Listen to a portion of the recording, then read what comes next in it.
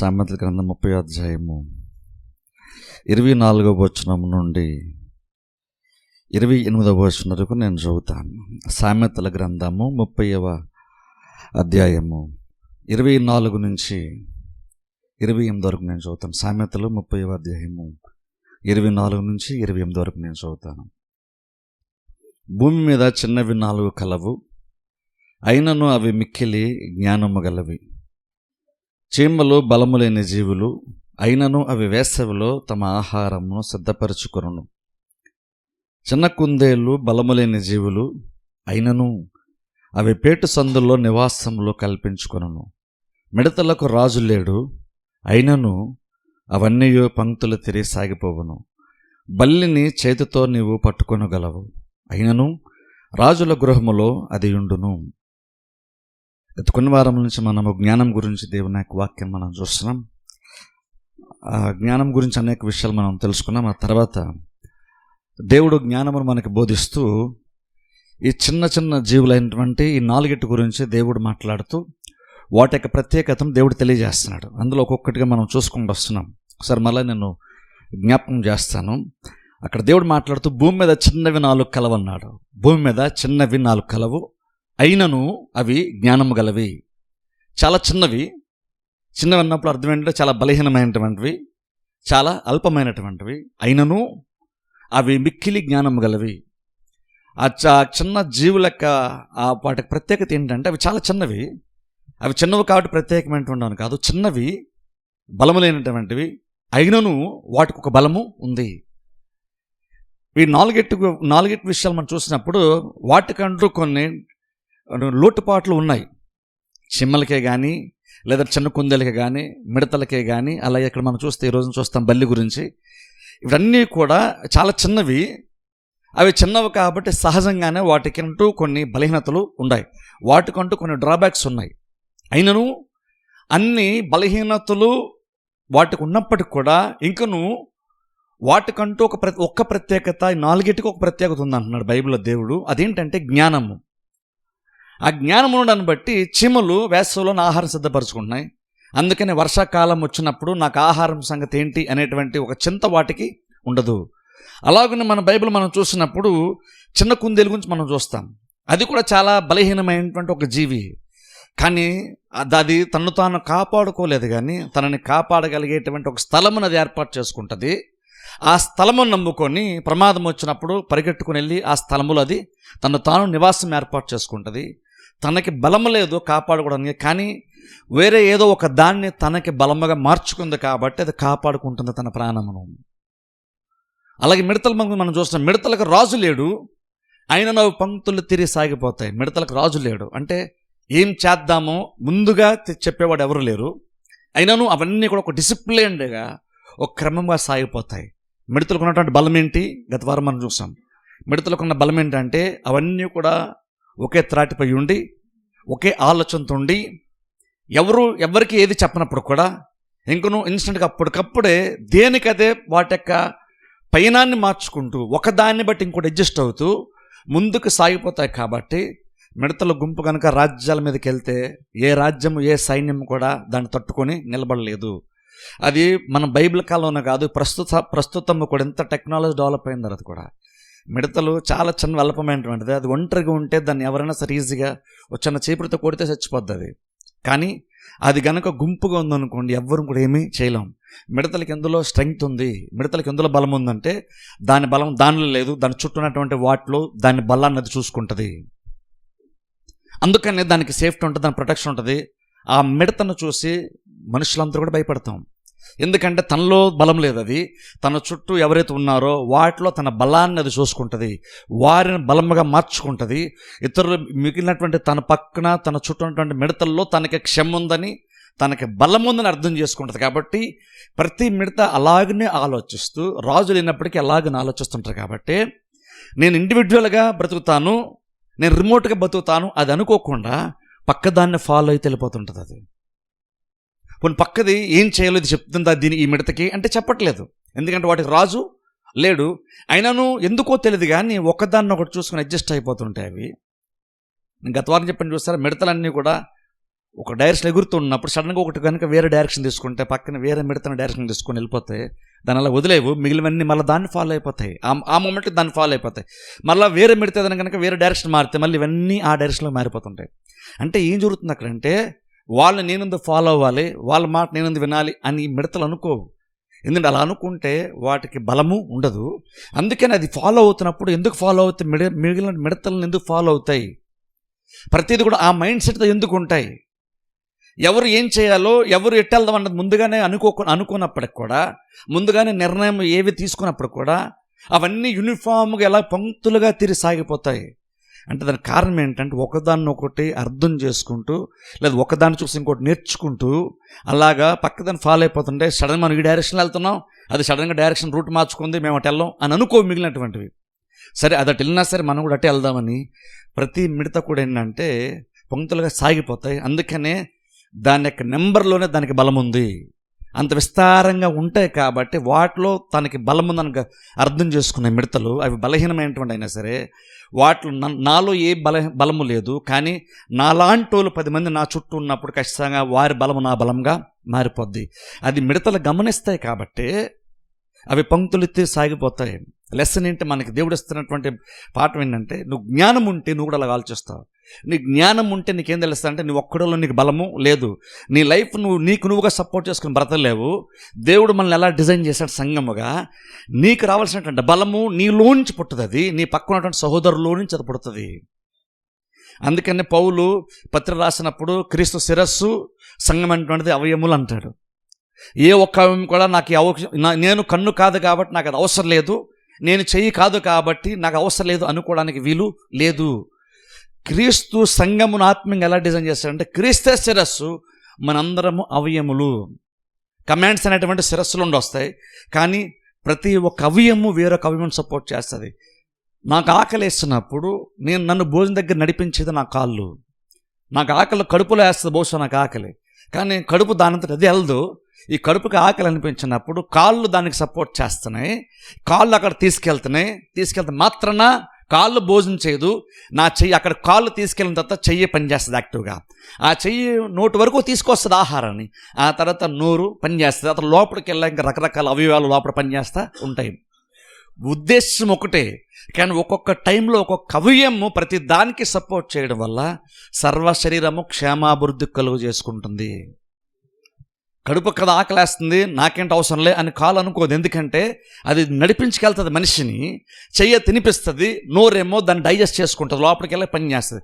అలా అదంతా జరిగిన తర్వాత ఏమవుతుందంటే శరీరం అంతటికీ బలం ఉంటుంది, శరీరం అంతటికి ఆరోగ్యం వస్తుంది. కాలు నేరుగా భోజనం చేయలేదు, కానీ కాళ్ళు భోజనం దగ్గరికి తీసుకెళ్ళింది.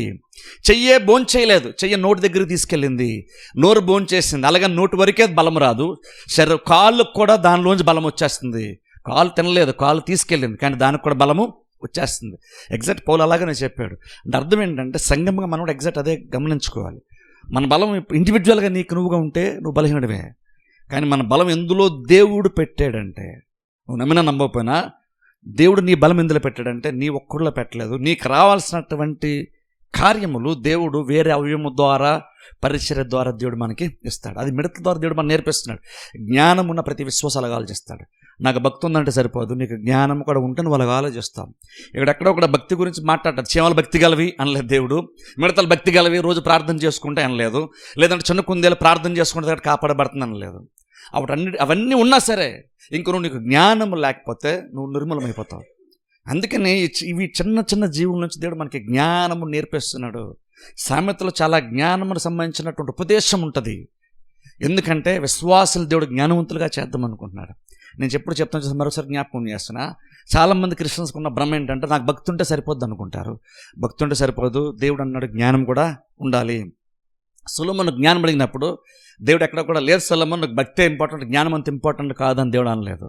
సొలొమోను ప్రార్థన చేసి దేవుని జ్ఞానం అడిగితే దేవుడు ఎంత ఇంప్రెస్ అయిపోయాడంటే నువ్వు అడగనటువంటిది కూడా నీకు ఇస్తాను సొలొమోను అని చెప్పేసి దేవుడు సొలొమోనుకి జ్ఞానముతో పాటుగా ఐశ్వర్యము ఘనత కూడా దేవుడు సొలొమోనుకి ఇచ్చాడు. యూదులకి రక్షణ లేదు, వారికి ఆసక్తి ఉందని పౌలు అంటున్నాడు. ఆసక్తి ఉంది కానీ ఆసక్తి జ్ఞానానుసారంగా లేదు. ఆసక్తి ఉంది, ఆసక్తి ఉంది కాబట్టి ఏం చేస్తారు, భక్తి కార్యాలు ఎలా పడితే అలాగే ఏది పడితే ఇప్పుడు పడితే అప్పుడు చేస్తుంటారు. కానీ ఆ భక్తిని ఛానలైజ్ చేసి ఒక సరైన క్రమంలో పెట్టి వారి భక్తి వారికి ఉపయోగకరంగా మార్చేది జ్ఞానము. జ్ఞానం ఉండి నీ భక్తి లేకపోయినా సరే నీ భక్తి వల్ల నీకు యూజ్ ఏమీ ఉండదు. భక్తి ఉండాలి. ఆ భక్తిని సరైన దారిలో పెట్టడానికి నీకు జ్ఞానం అవసరం. లేకపోతే భక్తి ఉన్నా సరే, ఇది పౌలే అంటున్నాడు ఇజ్రాయెల్ ప్రజల గురించి, వాళ్ళకి చాలా ఆసక్తి ఉంది, కాకపోతే జ్ఞానము లేదు కాబట్టి, జ్ఞానానుసారంగా లేదు కాబట్టి వాళ్ళకి రక్షణే లేదు. చూసారా, అంత భక్తి ఉండి కూడా రక్షణ లేకుండా ఉంటారు ఆ విశ్వాసులు. అంత భక్తి ఉంది కానీ యూదులు నరకానికి వెళ్ళిపోతారండి. ఎందుకో తెలుసా, ఆ భక్తికి జ్ఞానము తోడు అవ్వనందున ఆ భక్తి వల్ల వాళ్ళకి ఎటువంటి ఆశీర్వాదము లేదు. అందుకే భక్తి మనకి ఇంపార్టెంటే, కానీ అదే భక్తి కలిగి ఉండమని చెప్పేటువంటి దేవుడు, నీ విశ్వాసం ఇచ్చేటువంటి దేవుడే నీ జ్ఞానం కూడా ఇస్తాను, నా దగ్గరకు వచ్చి నువ్వు నేర్చుకో, నేను జ్ఞానోపదేశం చేస్తాను అంటున్నాడు. జ్ఞానము ఘోషిస్తుంది, వివేచన తన స్వరం వినిపింపజేస్తుంది. ఎన్నాళ్ళ వరకు మీరు అజ్ఞానులుగా ఉంటారు, ఎన్నాళ్ళ వరకు మీరు బుద్ధిహీనులుగా మీరు ఉంటారు. నా దగ్గరకు వచ్చి జ్ఞానమును సంపాదించుకోండి, నా దగ్గరకు వచ్చి జ్ఞానాన్ని నేర్చుకోండి. సరే, అందుకనే దేవుడి మీద జస్ట్ భక్తి ఉంటే సరిపోదు, ఆ భక్తిని సరైన దారిలో పెట్టుకొని ఆ భక్తి వల్ల ప్రతిఫలం రావడానికి మనకి జ్ఞానం కూడా చాలా చాలా అవసరము. అందుకే మనం చూస్తున్నాం. ఈరోజు చూడండి, నేను బలిని గురించి మాట్లాడతాను. ఇక్కడ 8వ వచనంలో మరొకసారి చదువుతాను, మీరు బైబిల్లో ఫాలో అవ్వండి. బలిని గురించి దేవుడు మాట్లాడుతూ, బలిని చేత్తో నీవు పట్టుకొనగలవు, అయినను రాజుల గృహముల్లో అది ఉండును. ఇక్కడ చూడండి, మనకు తెలుగులో బల్లి అన్న మాట వచ్చింది, కానీ చాలా ఇంగ్లీష్ వర్షన్స్లో, ఈవెన్ తమిళ్లో కూడా అంకుల్ మనం చెప్తున్నాను నాకు, ఇది బల్లి అని కాకుండా అది యాక్చువల్గా ఏంటంటే అది సాలిపురుగు అని వచ్చింది. స్పైడర్ అని ఇంగ్లీష్లో వస్తుంది, యాక్చువల్గా సాలిపురుగు అని ఉంది. నేను సాలిపురుగు చెప్తాను ఎందుకంటే అదే ఎక్స్ప్రెషన్ బాగుంటుంది కొంచెం. బేసిక్గా అది జంతు బల్లి అయినా సరే సాలిపురుగు అయినా సరే బేసిక్గా అందులో ఉన్నటువంటి సత్యం అయితే ఒకటే. కాకపోతే చాలా వర్షన్స్లో మన తెలుగులో మాత్రం బల్లి అని వచ్చింది, కానీ ఇంగ్లీష్లో చాలా వర్షన్స్లో అది సాలిపురుగు అని వచ్చింది. అందుకని నేను అలాగనే ఎక్స్ప్లెయిన్ చేస్తాను. ఇక్కడ బైబిల్ మనం చూసినప్పుడు బేసిక్ బల్లి అని సాలిపురుగు బేసిక్గా జంతువు ఒకటనే అనట్లేదు, కానీ అక్కడ బోధించేటువంటి లెసన్ మాత్రం మనకు ఒకటే. బేసిక్ సాలిపురుగు అనుకుందాం పోనీ, అది దానికి కూడా జ్ఞానం ఉంది, దానికి కూడా జ్ఞానము ఉంది, దానికంటూ కొన్ని బలహీనతలు ఉన్నాయి. కానీ బైబిల్లో దేవుడు చెప్తున్న మాట అంటే, అది ఎంత సహజమైనటువంటి ఒక జీవి అంటే నువ్వు దాని చేతితో పట్టుకోగలవు. అది ఎవరైనా సరే కావచ్చు, ఒక సాధారణమైన వ్యక్తి, అది బల్లి అయినా సరే కావచ్చు, ఇంకా నువ్వు చేతితో ఈజీగా పట్టుకోగలవు దాన్ని.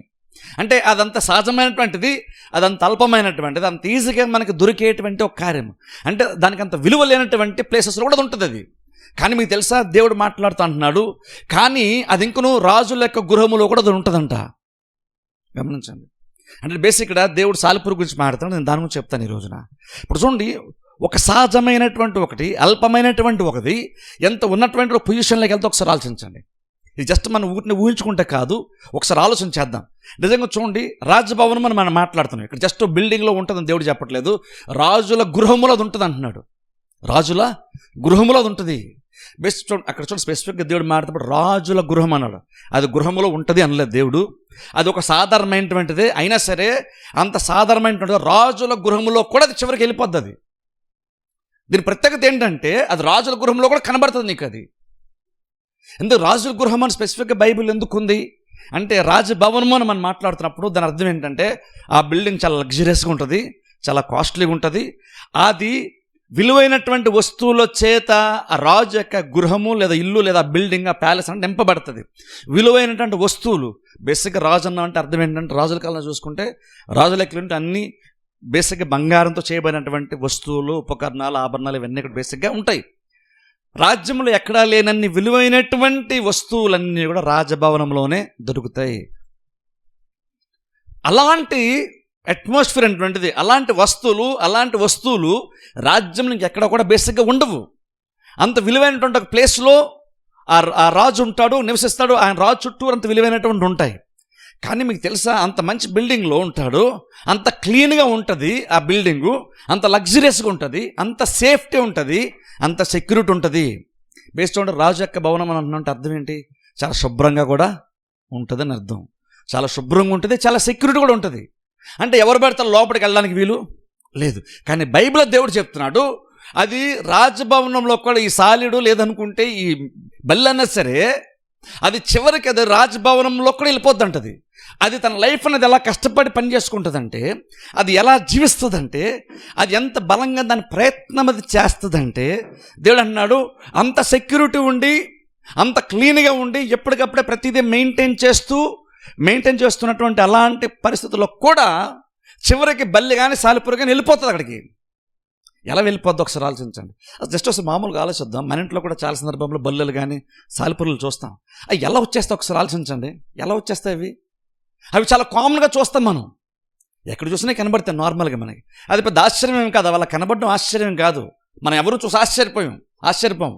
మనం అవేంటంటే సాలిపురుగు అయినా గూడైనా సరే ఎంత క్లీన్ చేస్తున్నా సరే మళ్ళీ సడన్గా ఏదో టైంలో మనకు అది కనబడుతుంది. మనం క్లీన్ చేస్తాం బాగుంది అనుకుంటాం, కొద్ది రోజుల్లోనే మళ్ళీ టక్కన మనకి ఏదో కూడా మూలన అక్కడ కార్నర్లో రూఫ్ మీద కనబడుతుంది మనకి. అంటే బేసిక్ ఏంటి, నువ్వు ఎన్నిసార్లు దాన్ని తీసేద్దాం ప్రయత్నం చేస్తున్నా సరే అది ఎంత పట్టుదలతో పనిచేస్తుందంటే సాలిపురుగు అనేటువంటిది ఎంత బలముతో దాని ప్రయత్నం విరమించకుండా ఎడతెక్క పనిచేస్తుంటుంది. నువ్వు ఎంతైనా దాన్ని వదిలించుకోవాలని చూడు, అది నీ ఇంట్లోనే కాదు రాజభవన్లో కూడా కనబడుతుంది అది.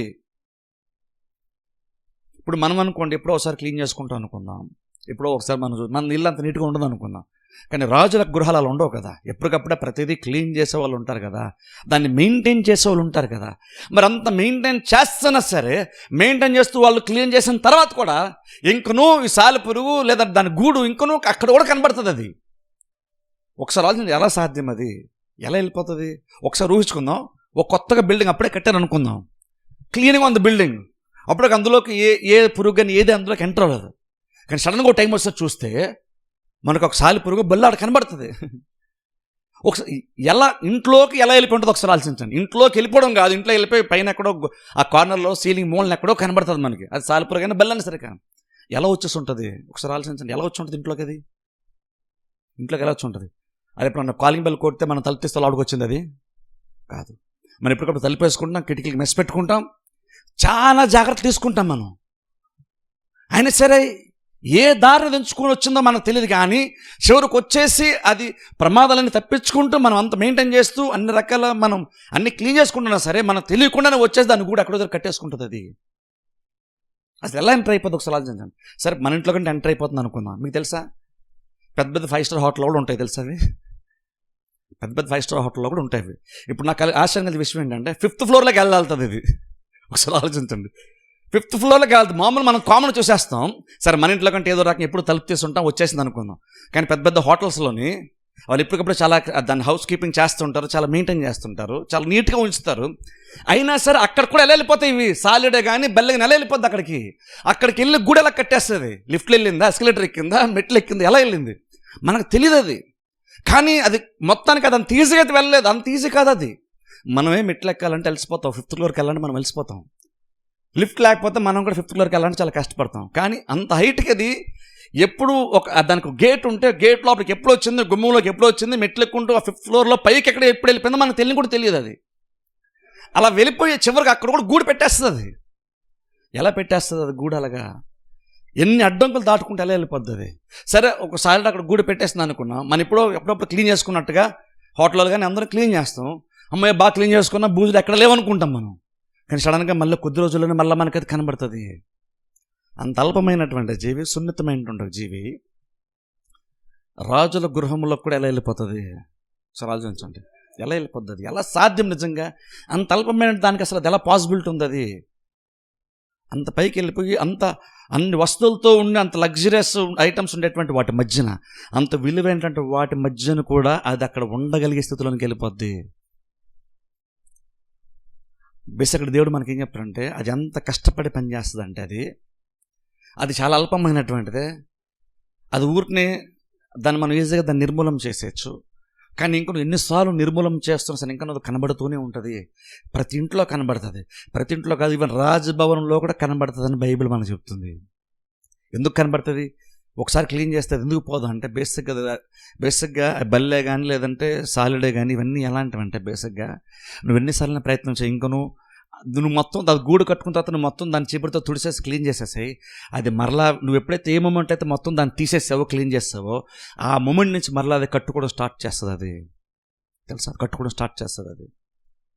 అంటే నువ్వు ఎన్నిసార్లు అయినా సరే దాని యొక్క నివాసము నువ్వు పాడు చెయ్యు, అది ఇంక నిరుత్సాహానికి గురవుతుంది. వెంటనే మరలా ఒకవేళ సాలిపురుగు అనుకుంది, వెంటనే మరలా దానికి ఉన్నటువంటి దారంతో మరలా గబగబా ఇల్లు కట్టేసుకోవడానికి ప్రయత్నం చేస్తుంది అది. అంటే బేసిక్గా అక్కడ దేవుడు మనకి ఏమవుతాడు, జ్ఞానం గలవాడు ఏం చేస్తాడంటే వాడికి కష్టం ఎన్నిసార్లు ఫెయిల్ అయిపోయినా సరే వాడికి ఏం తెలుసా, నేను కొంచెం కష్టపడితే చాలు, ఇప్పటికిప్పుడు నా ప్రయత్నం ఒకవేళ ఎవరి వల్ల ఫెయిల్ అయినా సరే ఇంకొన్ని నేను కష్టపడితే చాలు, ఖచ్చితంగా మరలా నేను పూర్వస్థితిలో నేను ఖచ్చితంగా వచ్చేస్తాను అనేటువంటి ఒక నమ్మకము ఈ బల్లికి కానీ సాలిపురుగు కానీ ఉంటుందంట. అందుకని మనం ఎన్నిసార్లు అయినా సరే పాడు చేస్తాం సార్, ఇంకను అది వెళ్ళిపోయి దాని నివాసం మరలా ఏర్పాటు చేసుకుంటుంది. ఒక 10 రోజుల తర్వాత మీరు చూడండి, మనం క్లీన్ చేస్తాం కదా, ఎలా వచ్చిందో మనకు తెలియదు, కానీ అది వచ్చేస్తుంది మరలా. ఇంత ముందులో దాని నివాసం ఏర్పాటు చేసుకుంటుంది. ఇంతకుముందు అక్కడ నాకు క్లీన్ చేస్తారు కాబట్టి ఇక్కడ నాకు ఉండడానికి అవకాశం లేదు, నేను వేరే ప్లేస్ వెతుక్కుంటానని కూడా అది వెళ్ళిపోదు, మళ్ళీ సేమ్ ప్లేస్కి వస్తుంది, సేమ్ స్పాట్కి వస్తుంది, మళ్ళీ అలాగే నివాసం అది కట్టుకుని అక్కడ విలువైనటువంటి వాటి మధ్యన బిల్డింగ్స్లో కూడా అది కనబడుతుంది, దాన్ని బ్రతుకుని కొనసాగిస్తూ ఉంటుంది. అంటే బేసిక్ ఏం చెప్తుంటే అది ఎప్పుడూ కూడా కష్టపడ్డానికి రెడీగా ఉండేటువంటి ఒక జీవి. అది కష్టపడుతుంది, అది నివాసం ఎక్కడో ఏర్పాటు చేసుకోదు, అది తనకు తానుగా నివాసాన్ని కట్టుకుంటుంది. అది చిన్న కుందలు అనుకో నివాసాన్ని ఏర్పాటు చేసుకుంటుంది. బండ్లు ఉంటాయి, బండ్ల మధ్య నివాసాన్ని ఏర్పాటు అంతే, బండ్ల తయారు చేసుకోలేదు. కానీ ఇక్కడ సాలిపురుగు వచ్చిందనుకోండి, అదే దాని గూడు అదే కట్టుకుంటుంది. దానికి సడన్గా మనం చీపురు బిడ్డలు తుడిసామనుకోండి, దాని కష్టం మొత్తం మనం తుడిచిపెట్టేసింది ఒక క్షణంలో. కానీ ఇంకో నిరుత్సాహానికి గురవకుండా మళ్ళీ దాన్ని గూడు కట్టుకుంటూ మళ్ళీ 0 నుండి స్టార్ట్ చేస్తుంది. తెలుసు అది అంత కష్టపడేటువంటి గుణము దానికి ఉంది. ఎందుకు కష్టపడుతుందంటే దానికి కూడా జ్ఞానం ఉంది. ఆ జ్ఞానం దానికి ఏం చెప్తుందంటే, మొత్తం లాస్ అయిపోయినా పర్లేదు, మళ్ళీ నేను కష్టపడతాను, నేను కష్టపడితే మళ్ళీ నా స్థితి నేను మార్చుకోగలనటువంటి ఒక ఆలోచన జ్ఞానము ఆ జీవికి ఉంది. అందుకనే కష్టపడటానికి ఇష్టపడుతుంది. కాబట్టి చివరికి అది దానికి ఏ స్టేటస్ వచ్చేస్తుందంటే రాజక భవనంలో కూడా అది కనబడుతుంది. దాని వాల్యూ కూడా అంత ఇంపార్టెంట్ ప్లేసెస్లో కూడా గూడు కట్టుకోగలదు. అది జీవి చాలా అల్పమైనటువంటిది, కానీ అలాంటి ప్లేసెస్లో కూడా అది నివాసం ఏర్పాటు చేసుకోగలిగేటువంటి స్థితి దానికి ఉంది. అంతగా కష్టపడేటువంటి గుణం దానికి ఉంది. మనం ఇల్లు అనుకోండి, ఎప్పుడు క్లీన్ చేస్తాం, ఎప్పుడో పండగకు ఒకసారి క్లీన్ చేసుకుంటాం, సంవత్సరం ఒకసారి 6 నెలలకు ఒకసారి క్లీన్ చేస్తాం. కానీ రాజభవనాలు లాంటి చోట పెద్ద పెద్ద 5 స్టార్ హోటల్స్లో ఆల్మోస్ట్ వాళ్ళు తరచుగా క్లీన్ చేసుకుంటుంటారు. అయినా సరే క్లీన్ చేస్తాం కాబట్టి కనబడ్డ మానేస్తాయి అవి. బల్లిలే కానీ సాలిపురుగు కనబడ్డ మానేస్తుందా? కనబడుతూనే ఉంటాయి మరలా. అదేం చెప్తుందంటే, ఎంత కష్టమైనా సరే అది మాత్రం పడ్డానికి మాత్రం వెనుకంజమైనే లేదు. ప్రాబ్లం ఏంటంటే, ఈరోజు మనుషులంగా మనమే కష్టపడడానికి పెద్ద ఇష్టపడం, మనకన్నీ ఈజీగా వచ్చేవి. దేవుడు మనకంటే అల్పమైనటువంటి ఏమీ చేతకానటువంటి ఊత్తి ఎగిరిపోయేటువంటి సాలీల నుంచి కూడా దేవుడు మన లెసన్ నేర్పుతుండే తెలుసా. వాటికి పెద్దగా బలమేమీ లేదు, కానీ జ్ఞానం ఉంది. ఆ జ్ఞానంతో అది చివరికి అంత అల్పమైన జీవి పెద్దగా ఎవరు ఇష్టపడరు. ఈ జంతువులు పిల్లలైనా కొంతమంది పెంచుకోవడానికి ఇష్టపడతారు, లేదంటే చిలకలు ఇలాంటివి కూడా పెంచుకోవడానికి ఇష్టపడతారు. సాలిపురుగు బల్లిని ఎవరు పెంచుకుంటారు చెప్పండి? ఎవరు పెంచుకోరు, ఎవరికి వాటిని కోరుకోరు. అయినా సరే అది తన లైఫ్ని ఎంత బలంగా అది కష్టపడి ప్రయాసపడుతుంది అంటే చివరికి అది రాజభవన్లో కూడా కనబడుతుందని బైబిల్ మనం చూస్తాం. ఇప్పుడు చూడండి, ఎందుకు ఈరోజు చూడండి కష్టం గురించి నేను మాట్లాడతాను, మన పని గురించి, చేతి పని గురించి మాట్లాడతాను నేను. మనం బేసిక్గా భక్తిపరులమే, కానీ మనం ఏమనుకుంటామంటే ఏదో రకంగా దేవుడు మనం కష్టపడకుండా కూడా దేవుడు ప్రతిఫలం మనకి ఇచ్చేయాలనుకుంటాం. దానికి పాస్టర్ గారు ప్రార్థన చేయాలి, సంఘం ప్రార్థన చేయాలనుకుంటాం. బేసిక్గా మనం ఏమనుకుంటాం అంటే మన కష్టానికి ఆల్టర్నేటివ్ దేవుడు అనుకుంటున్నాం మనం. అంటే ఇప్పుడు నేను దేవుడు నమ్మేశాను కాబట్టి, నేను దేవుడు నమ్మేసుకున్నాను కాబట్టి నేను కష్టపడకుండా కూడా నాకు వచ్చేద్ది అనుకుంటాం. ఇప్పుడు చూడండి, భక్తి ఉండాలా, విశ్వాసం ఉండాలంటే ఖచ్చితంగా మనం ఉండాలి. అవన్నీ నేను చాలా సందర్భాలు చెప్పాను, దాని గురించి ఇప్పుడు మాట్లాడు. స్పెసిఫిక్ మనం కష్టపడేటువంటి గుణం గురించి నేను మాట్లాడుతున్నాను. కొన్నిసార్లు ప్రాబ్లం క్రిస్టియన్స్ మనకున్న ప్రాబ్లం ఏంటంటే, మనం కష్టపడము, కానీ గుడ్డే ఏ భ్రమలో బ్రతుకుతామంటే సంఘం నా కోసం ప్రార్థన చేస్తుంది కాబట్టి నాకున్న ఫైనాన్స్ ప్రాబ్లమ్స్ అన్నీ పోతాయి అనుకుంటాం, ఏదో రకంగా తీరిపోతాయి అనుకుంటాం. నువ్వేమీ చేయకుండా, నువ్వు డెలిబరేట్గా ఏమి చేయకుండా ఏదో రకంగా పోతాను అనుకోవడానికి వీల్లేదు. నీకంటే చిన్న జీవి ఇక్కడ, అది బల్లె కానీ సాలడే కానివ్వండి, అది చిన్నదైనప్పుడు కూడా ఇంకో అది కష్టపడుతుంది. అది కష్టపడుతున్న దానికి ఉన్నట్టు నమ్మకం ఏంటంటే, నేను కష్టపడితే తగ్గ ప్రతిఫలం నాకు దొరుకుతుందని నమ్మకం వాటికి ఉంది. ఈ రోజుల్లో బేసిక్గా మనకు అది లేదు. మనం ఒకసారి కష్టపడతాం, ప్రతిఫలం దొరకకపోతే నిరుత్సాహపడిపోతాం, ఇంకా ప్రయత్నం చేయకూడదు అనుకుంటాం. కానీ ఆ సాలిపురుగు బల్లును మీరు చూడండి, అది ఎన్నిసార్లు దాని ప్రయత్నం ఫెయిల్ అయినా సరే, అది గూడు కడుతూ ఉన్నప్పుడు ఎంతమంది మనుషులు వచ్చి దాన్ని తుడిచిపెట్టేసినా సరే ఇంకొను అది మరలా కడుతూనే ఉంటుంది. అది ఎక్కడ కూడా దాని ప్రయత్నం విరమించదు, అది ఆపదు. అందుకే చూడండి, ఈరోజు మన చేతి పని గురించి మాట్లాడుతాను నేను. ఈ రోజున మన చేతి పని పట్ల కూడా మనకు సరైన ఆలోచన ఉండాలి మనకి. ఇది చూడండి, ఇది ఎక్స్ట్రీమ్కి వెళ్ళిపోకూడదు. ఎక్స్ట్రీమ్ కంటే నేను కష్టపడితే తప్ప బతలేను అనేటువంటి ఎక్స్ట్రీమ్కి వెళ్ళిపోకూడదు. అలాగని నేను పెద్ద కష్టపడి అన్ని దేవుడు చూసుకుని, దేవుడు పోషణ చేస్తారు, యెహోవా నా కాపర్లే అని ఆ ఎక్స్ట్రీమ్ కూడా మనము వెళ్ళిపోకూడదు. ప్రతిదీ మనం బ్యాలెన్స్గా మనం ఆలోచించాలి. అందుకనే మనకి జ్ఞానం అవసరం. భక్తికి ఎంతవరకు ఇంపార్టెన్స్ ఉంది అంతవరకు ఇంపార్టెన్స్ ఖచ్చితంగా ఉంది. అలాగే నీ కష్టానికి కూడా ఇంపార్టెన్స్ ఉంది. ఎందుకంటే దేవుడు కూడా బైబిల్లో సామెతల కీర్తన గ్రంథం మనం చూసాం అనుకోండి, అక్కడ దేవుడు మాడుతూ ధర్మశాస్త్రం ఆనందించేవాడు ధన్యుడు అని అలా మాడుతూ అతడు చేయునదంతయు సఫలమగును బైబిల్లో ఉంది. అతడు చేయునదంతయు సఫలమగును. దేవుడు సఫలపరుస్తాడు, కానీ ఎప్పుడు నువ్వేదో చేస్తే సఫలపరుస్తా అంటున్నాడు. ప్రాబ్లం చాలామంది చేయకుండా దేవుడు సఫలపరచాలనుకుంటాం. దేవుడు నీ ప్రయత్నాన్ని సఫలపరుస్తాను అంటే అర్థం ఏంటి? నువ్వేదో చేయడానికి నువ్వు ప్రయత్నం చెయ్యు.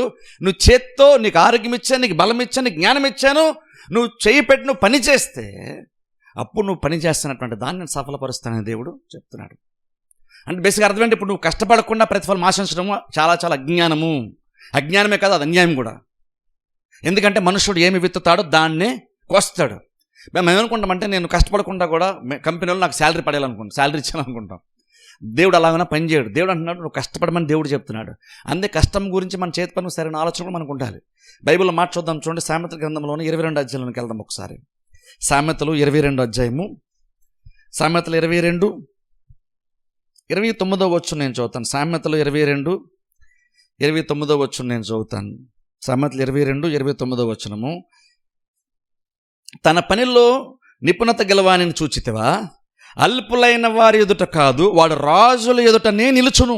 గమనించండి, ఇక్కడ చూడండి, చేతి పని గురించి చెప్తాను, జాగ్రత్త వినండి. దేవుడు మాట అంటున్నాడు తన పనిలో నిపుణత గెలవాని చూచితివా. ఇక్కడ చూడండి, పని చేసేవాడిని చూసేవాని లేదు, కష్టపడేవాడిని చూసేవాని లేదు. అక్కడ చూడండి, అక్కడ బైబిల్ చూడండి, ఇక్కడ పని అనేటువంటిది కష్టానికి మించినటువంటి కార్యము. నిపుణత, నైపుణ్యత అని మనం అంటున్నామంటే అర్థం ఏంటంటే జస్ట్ నువ్వు పని చేసుకున్నాను కాదు. నైపుణ్యత అన్నమాట డిఫరెన్స్ ఏంటంటే అందరూ పని చేస్తున్నారు, కానీ నైపుణ్యత గలవాడు అందరికంటే కొంచెం బెటర్గా, అందరికంటే కొంచెం శ్రేష్టంగా, అవసరమైతే కొంచెం జ్ఞానం ఉంటే కొంచెం తక్కువ కష్టపడుతూ ఎక్కువ ప్రతిఫలాన్ని తీసుకొచ్చేటువంటి ఆ లక్షణాన్ని నైపుణ్యత అంటాం మనం. నైపుణ్యత దాన్ని మనం అంటాం. ఇక్కడ బైబిల్లో చూడండి, కష్టపడితే నువ్వు పైకి వస్తాను బైబిల్ దేవుడు చెప్పట్లేదు. ఇక్కడ గమనించండి, ఇక్కడ స్పెసిఫిక్గా మనం కష్టపడాలి, ఏదో పని చేసుకోవాలి. కానీ బైబిల్ దేవుడు చెప్తున్న మాట ఏంటంటే తన పనిలో నిపుణత గలవని చూసావా అంటున్నాడు. చూడండి, ఈరోజు నువ్వు చిన్న పని చేసుకుండొచ్చు, కానీ ఆ పని ఏ పని అయినా సరే నువ్వు చేసేటప్పుడు ఆ పని చేయడంలో నువ్వు పర్ఫెక్షన్ సాధించావు అనుకో. అంటే ఒక పని చేసేటప్పుడు ఆ పని ఎలాగైనా చేయొచ్చు మనం. బేసిక్గా ఒక పని చేసేటప్పుడు ఆ పని యావరేజ్గా చేయొచ్చు, అబవ్ యావరేజ్గా చేయొచ్చు, కొంచెం బెటర్గా చేయొచ్చు, బెస్ట్గా కూడా చేయొచ్చు. ఒక నలుగురు ఒక పని చేయొచ్చు, కానీ నలుగురిలో ఒకరు బెస్ట్గా చేస్తారు, ఇంకోళ్ళు పని అవగొట్టారు, కానీ వాళ్ళు నార్మల్గా పని చేయొచ్చు. అలాగా పనిలో కూడా, పని చేసే విధానంలో కూడా చాలా చాలా లెవెల్స్ ఉంటాయి. బైబిల్ దేనికి ప్రిఫరెన్స్ ఇస్తుందో తెలుసా? నువ్వు చేసేటువంటి అదే పనిలో బైబిల్ ఏం చెప్తుందంటే నీ పని గురించి గొప్పగా బైబిల్ ఎప్పుడు మాట్లాడుతుందంటే నువ్వు చేసేటువంటి పనిని బట్టి కాదు నీకు వచ్చే గొప్పతనం. నువ్వు చేసేటువంటి పనిలో నీకు నైపుణ్యత ఉంటే అలాంటి చూసామని బైబిల్ అంటుంది. ఎందుకంటే అలాంటి ఈరోజు నువ్వు చూడు, ఎందుకంటే వాళ్ళు ఎప్పుడు అలాగనే ఉంటారు. బైబిల్ అంటున్నారు అల్పులైన వారి ఎదుట కాదు వాడు రాజుల ఎదుటనే నిలుచును. అంటే ఒకసారి నిజంగా ఆలోచించండి, మనం ఏ పని చేస్తున్నది ఇక్కడ ఇష్యూ కానే కాదు తెలుసా. మనం పైకి రావడానికి, మనం కొంచెం మన జీవితాన్ని కొంచెం బెటర్గా మార్చుకోవడానికి నీ చేతి పని మీద మాత్రమే డిపెండ్ అయ్యలేదు. నాది ఈ పని కాబట్టి నాకు ఎంత కష్టపడి ఇంతేనండి అని అనుకోవద్దు. వాళ్ళు పెద్ద జాబ్ కాబట్టి, వాళ్ళు గవర్నమెంట్ జాబ్ కాబట్టి వాళ్ళకి ఇంక్రిమెంట్లు ఉంటాయి, ప్రమోషన్లు ఉంటాయి, వాళ్ళ శాలరీ ఎక్కువ వచ్చేస్తుంది, అలా కూడా అనుకోకూడదు తెలుసా. ఎందుకంటే యెహోవా ఆశీర్వాదము ఐశ్వర్యం ఇచ్చును, నరుల కష్టము చేత అది ఎక్కువ కాదు. కాబట్టి బేసిక్గా అర్థం ఏంటంటే నువ్వు ఫస్ట్ నువ్వు పని మీద నువ్వు మైండ్ పెట్టాలి. నువ్వు చేసేటువంటి పని చిన్నదా పెద్ద అనేది ఇష్యూ కాదు. ఇక్కడ అది అల్పమైందా అన్నది కాదు, లేదంటే నీ క్వాలిఫికేషన్ బట్టి బేస్ చేసుకుంది కాదు.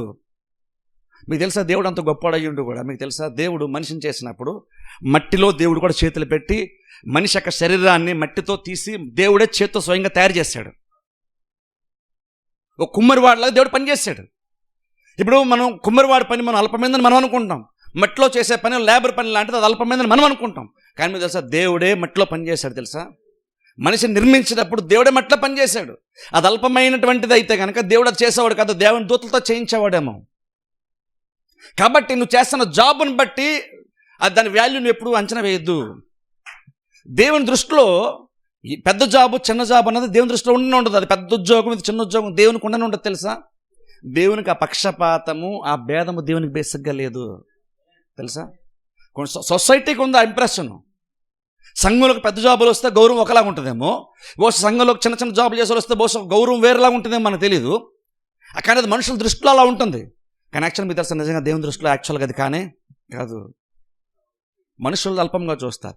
దావీదు గొర్రెలు కాసుకుంటున్నాడు, వాళ్ళని చీపుగా చూశారు. గొలియాతను చంపడం మొమెంట్ వచ్చినప్పుడు వాళ్ళు అన్నారు, ఆ చిన్న గొర్రెల మందని విడిచిపెట్టి ఎక్కడికి ఎందుకు వచ్చాను అని చులకనగా మాట్లాడడం స్టార్ట్ చేశారు. గొర్రెల మందని వదిలేసి వచ్చావేంటి అంటే బాగానే ఉండేదేమో, ఆ చిన్న గొర్రెల మందని వదిలేసి వచ్చావేంటి. ఆ చిన్న అన్న మాటలు ఏంటంటే వాళ్ళ అన్నిల దృష్టిలో దావీదు చేస్తున్నటువంటి పని ఎంత అల్పమైనటువంటిదో వాళ్ళ అన్నీళ్ళు అనుకుంటున్నారు. అది అల్పంగా చూస్తున్నారు వాళ్ళు. కానీ మీకు తెలుసా, అలా గొర్రెలు కాసుకునే టైంలో రాజు అవుతాడంటే అసలు ఎవరు నమ్మారా? అసలు ఎక్కడ చరిత్రలో ఎప్పుడైనా అలా జరిగిందా? గొర్రెలు కాసుకుని రాజు అవడం బైబిల్ అసలు ఎక్కడ ఉందా? లేదు. కానీ దావీదు దేవుడు రాజుగా చేశాడు.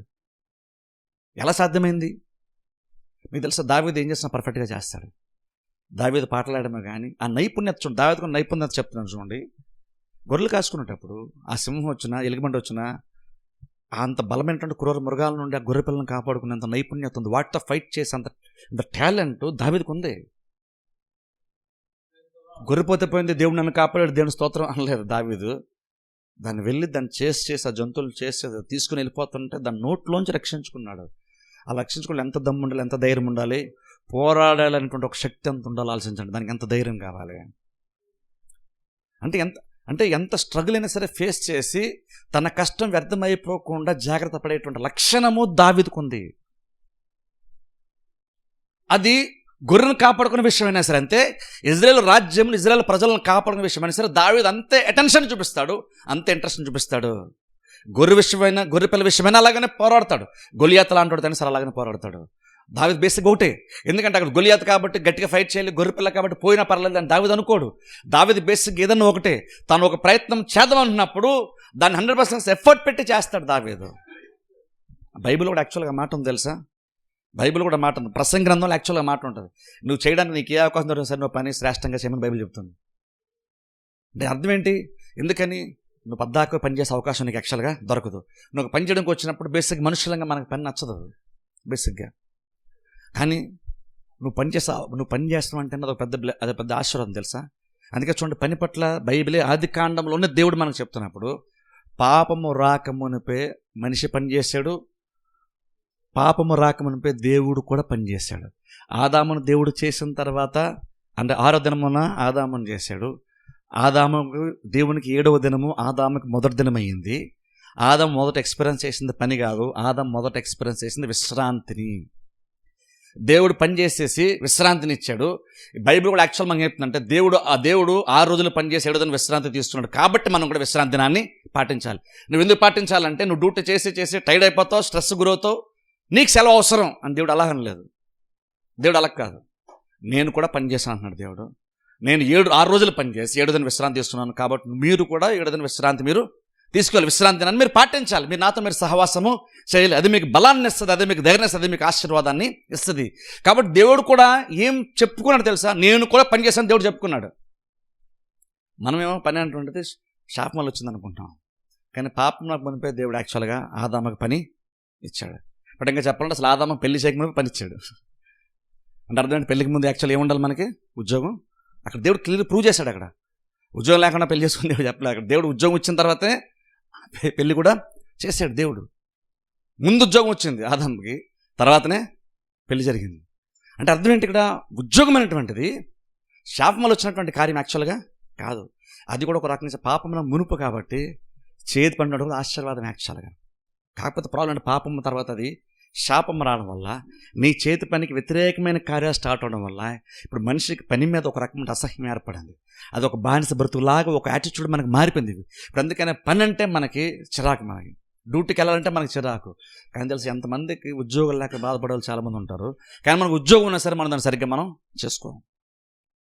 కష్టపడాలన్న ఆలోచన మనకు బేసిక్గా ఉండదు, కానీ కష్టపడకుండానే మనం పైకి వచ్చాలనుకుంటాం. సాలిపురుగు ఏం చెప్తుంది, బల్లి ఏం చెప్తుంటే నువ్వు కష్టపడితే ఖచ్చితంగా నువ్వు కూడా పైకి వస్తావు.